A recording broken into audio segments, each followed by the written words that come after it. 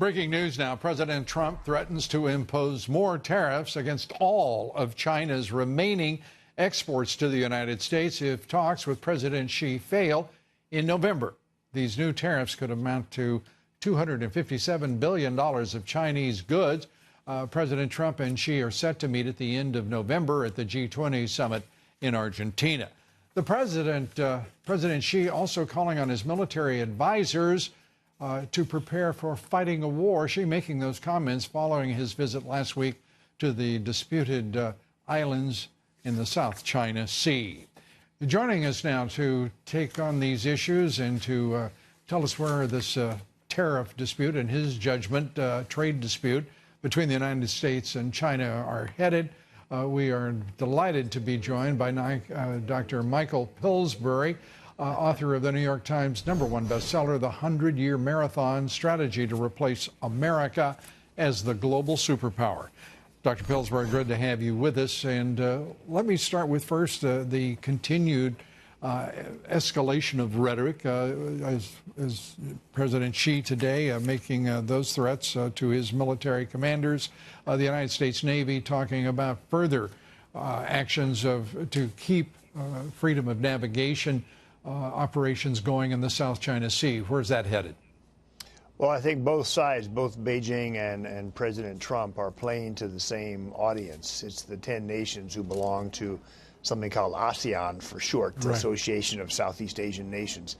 These are kind of swing votes. They're not quite sure who will be the future power in the world, us or them.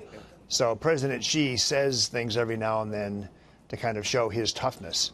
At the same time, the United States runs these patrols through disputed Chinese territory. I think that's what we're seeing more and more of, this kind of shadow boxing going on. I don't think war is going to break out in the near future. But there is an audience both sides are playing to.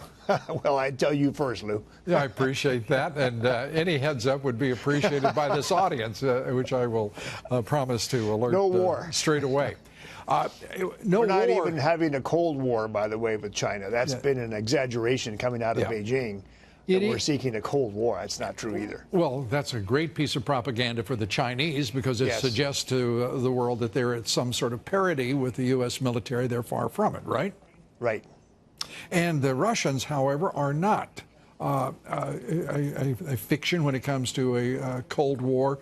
Putin seems to be making every move possible to provoke and then want to discuss things over with this president. I cannot read Putin to save me. I know that you certainly could, so help us out. Well, I do want to point out something President Trump authorized his National Security Advisor, John Bolton, to do, which is to propose talks with Putin about the China threat, to kind of send a message to the Chinese that we and the Russians can be talking about your economic threat, your technology theft. A lot of things that China does to the United States, they also do to Russia.